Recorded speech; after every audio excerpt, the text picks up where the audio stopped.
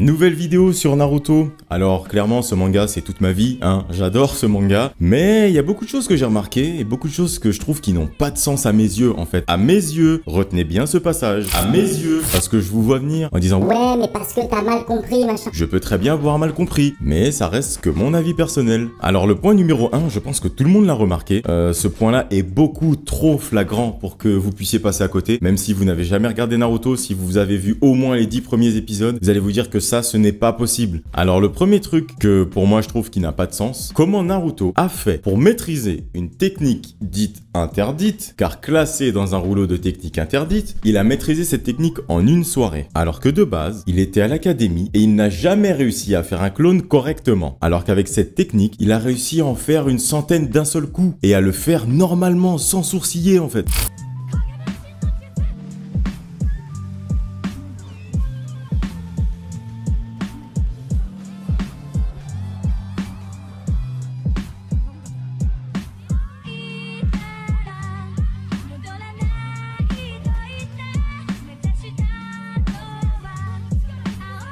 Et ensuite, ça va devenir sa technique favorite. C'est-à-dire qu'il va s'en servir tout le temps. Quasiment tout le temps, ouais, en fait. Mais ceci, pour moi, n'a pas de sens. Sachant que Naruto n'a jamais réussi à faire un clone correct. À part sa technique de métamorphose où il utilise le sexy jutsu, il ne sait pas faire autre chose. Donc pour moi, ça n'a aucun sens de pouvoir réussir à apprendre une technique qui est dite interdite dans un rouleau qu'il a appris tout seul, sachant que sous l'enseignement de quelqu'un, il arrivait à rien. Après, je veux bien, Naruto a de la volonté, oui. Il a du chakra. Oui, je veux bien que Naruto soit le héros de ce shonen. Oui, que Naruto ait une énorme réserve de chakra. Oui, mais ceci n'influe pas du tout sur le fait d'apprendre une technique. Ça n'a pour moi aucun sens. Alors le deuxième truc, Rock Lee, le ninja qui ne sait même pas utiliser de ninjutsu, mais qui devient quand même genin. Ceci n'a aucun sens, parce que dès le départ, Iruka dit que ceci est un prérequis pour devenir genin. Si tu ne sais même pas faire un seul clone, c'est-à-dire que tu ne sais pas utiliser ton chakra, tu ne peux pas être ninja.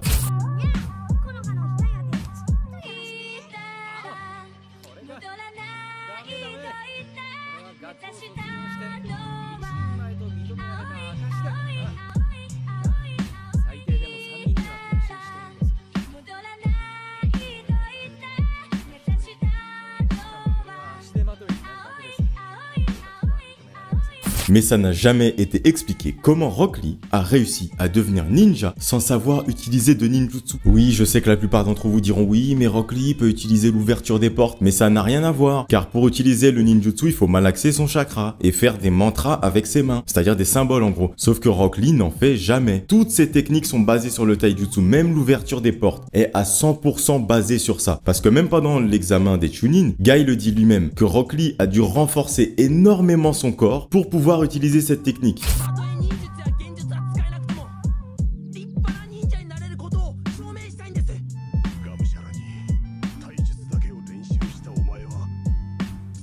Donc ça veut tout dire. Mec, c'est pas en renforçant ton corps que tu vas utiliser ninjutsu, ça n'a aucun sens pour moi. Un autre truc que j'ai remarqué, c'est Sasuke qui utilise son Chidori. Donc là, vous savez que Sasuke a appris le Chidori par Kakashi pendant son entraînement, lorsqu'il est parti. Donc Kakashi lui apprend le Chidori et lui a dit que tu es limité à 2. Sasuke s'en est rappelé lorsqu'il voulait se battre contre Gaara dans la forêt. Il pouvait plus faire de Chidori. Du coup, ce qu'il a fait, c'est que en lançant son dernier Chidori, Sasuke a utilisé la marque.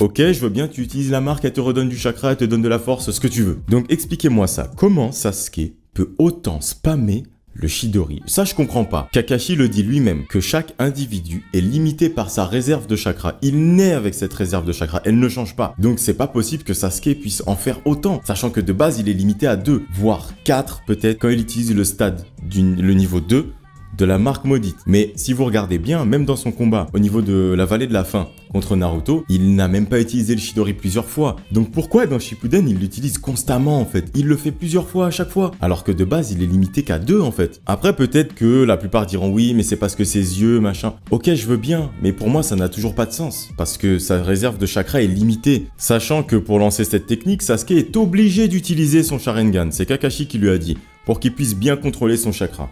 Donc il va consommer encore plus. Alors ce point-là, c'est vrai que je m'en étais pas rendu compte tout de suite en fait, mais dans Naruto Shippuden, à un moment Danzo affronte Sasuke, mais il y a un truc qui colle pas. C'est-à-dire que on voit en fait Danzo quand il est à moitié mort, il court, Sasuke derrière il marche. Mais comment ça se fait que Sasuke va à la même vitesse que lui?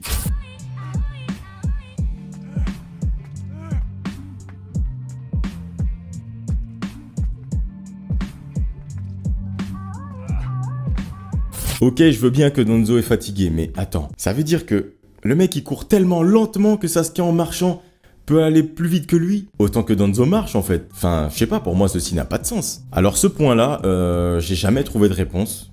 Mais vraiment jamais en fait. Il y a toujours des théories de ci, de ça. Mais pour moi, ce point-là est trop flagrant en fait pour se dire « Ah non, ah c'est l'auteur qui a choisi ça. » Non. En fait, le truc que je comprends pas, c'est que lors de la Grande Guerre Ninja, le Rikudo Sennin a donné ses pouvoirs, enfin les pouvoirs de ses enfants, et en gros ils avaient un symbole sur la main qui leur a donné un pouvoir supplémentaire pour qu'ils puissent au final avoir plus de force pour pouvoir sceller Kaguya. Mais le problème avec tout ça, c'est qu'à la fin de la Grande Guerre Ninja, une fois qu'ils ont scellé Kaguya, il n'y a pas quelque chose qui vous a choqué plus que ça? Je parle bien évidemment du fait que Sasuke ait gardé son œil gauche. Sauf que si on regarde bien, si on suit bien, Sasuke n'avait pas cet œil avant de recevoir le symbole de la lune sur sa main. Il n'avait pas ça. Naruto n'avait pas non plus le pouvoir de l'éviter et d'utiliser les boules en fait qu'il utilise avec son bâton là quand il est transformé, en gros. Sauf qu'après la Grande Guerre Ninja, Naruto n'a plus ce pouvoir. Et comment ça se fait que Sasuke a gardé son œil gauche et qu'il peut toujours utiliser des techniques telles que le Bancho Tennin,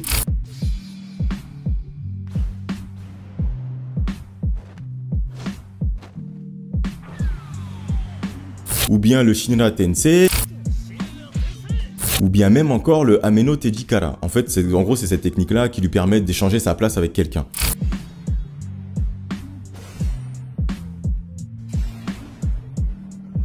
Et une fois qu'elle a été scellée, puisque Naruto lui a perdu les pouvoirs qui lui permettaient de voler, Sasuke est censé perdre son œil gauche aussi. Sauf qu'en fait, non, il l'a gardé, et on sait pas pourquoi.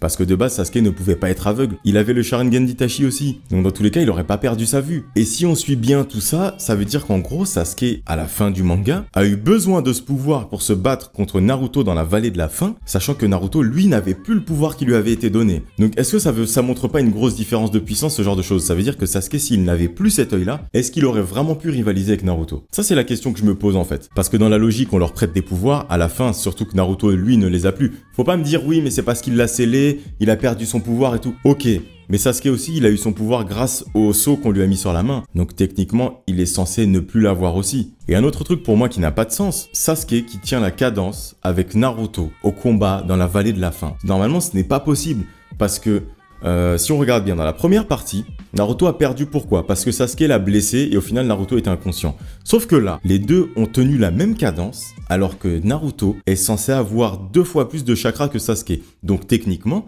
Sasuke est censé être à épuisement de chakra avant Naruto. Sauf que dans ce combat-là, en fait, les deux ils arrivent à épuisement en même temps. Et c'est pas possible. Naruto fait beaucoup de clones, fait beaucoup de Rasengan, ok. Sasuke utilise beaucoup de Katon, utilise beaucoup de Amaterasu, utilise son Susanoo. Mais techniquement, il est censé être à épuisement avant Naruto. Parce que si on regarde bien dans son combat contre Itachi, il est arrivé à épuisement avant Itachi.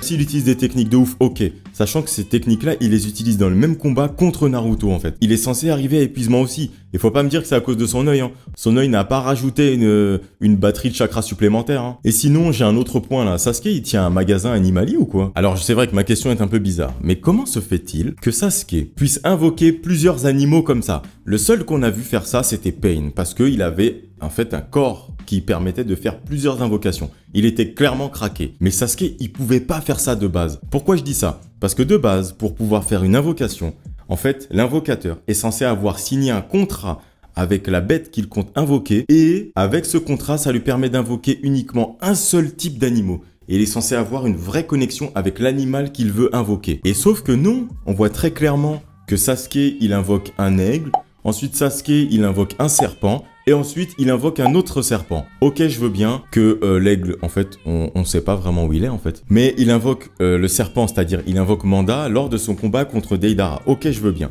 Donc du coup, Manda est mort suite à ce combat. Mais pour moi, ça n'a pas de sens. Comment ça se fait que tu peux invoquer un aigle avant? D'où le nom de ton équipe, la team Taka. Taka qui veut dire aigle. Et ensuite, tu passes à la team Ebi. Ebi qui veut dire serpent. Mais moi, il y a un autre truc que j'ai pas compris. Comment est-ce possible que déjà, Naruto soit tout seul dans son appartement, qu'il vive seul dans un appartement depuis qu'il est né, alors qu'il y a un orphelinat à Konoha, et que même Iruka ou le troisième Hokage, personne ne l'a adopté. Et le truc bizarre, c'est comment Naruto remplit son frigo, comment il fait pour manger, parce qu'il travaille pas. Donc je sais pas, je veux bien, ok, tes parents t'ont peut-être laissé des thunes, mais frère, ça fait 12 ans que tu vis tout seul dans un appartement. Personne ne t'a adopté. Enfin, c'est chaud quand même. Si jamais vous avez remarqué d'autres faits sur Naruto, n'hésitez pas à me les donner dans les commentaires. N'hésitez pas à liker cette vidéo si ça vous a plu, à vous abonner si ce n'est pas déjà fait. Moi, je vous laisse là et je vous dis à la prochaine pour la prochaine vidéo. Sur ce, à plus.